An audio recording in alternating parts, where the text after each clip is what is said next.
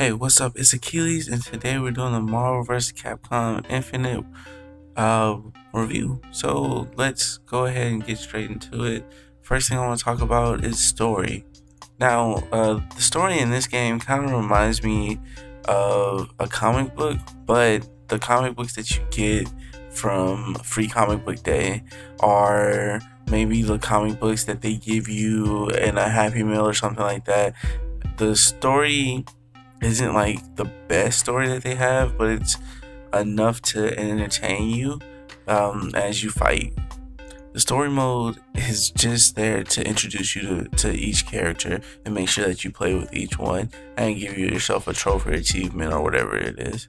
Now, there were two things that really bugged me about the story. The first thing that really bugged me about the story mode was that you were mainly fighting these droids, and I mean, get used to fighting these droids because that is all you do for the most part. And then you fight a little Asgardians, and then maybe there's a few fights in between characters, but mainly you're fighting droids all the time. The other thing that really bugged me is that during the cutscenes, they would show you always paired with 3, as if you were gonna fight with those 3.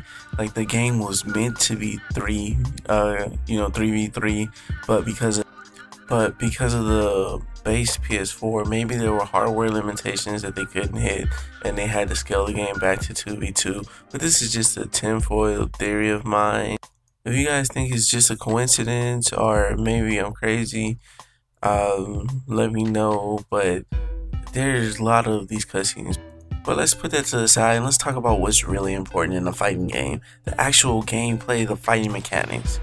Now, to me, the game feels very different from Marvel vs. Capcom 2, Marvel vs. Capcom 1. I put a little bit of time in Marvel vs. Capcom 3, but not too much to do a fair comparison. The game feels completely different, going with the whole 2v2 aspect of the game. And unlike any other Marvel vs. Capcom game, I feel like most of the characters are actually well balanced. And then the not having assists also makes it feel like a different game. The Power Stones, they don't do what the assist did.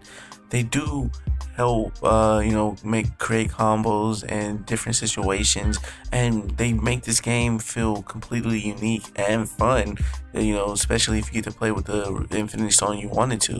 But they don't do exactly what the assist did in Marvel vs. Capcom 2. Now, I'm not saying that I would prefer one over the other. I'm just saying that this makes it a whole new feel. Lately, I've only been playing my fighting games against people either I know, maybe fans, or just random people on Facebook that I've interacted with or talked to. I'd rather do that than actually go online, because it's different when your friend is Mega Man spamming you and then versus somebody you don't know at all. It's just a whole nother feel that you get, and I just don't want to deal with that at all.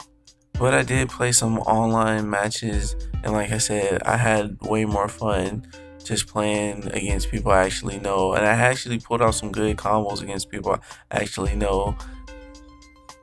Because when you're playing for fun, who really wants to play against a professional zoner or somebody who is copying a professional, a pro gamer, and just playing functions and, doing combos that they've learned from, not actually playing the game, but watching YouTube videos. And there's ways to deal with all these things that's built in, especially with the Infinity Stone. For professional spammers, Time Stone is what you want to go. But when you're playing online, you don't get to see who they're playing. And sometimes you want to play a certain stone, and you don't want to always play a Time Stone just in case they're playing spammers.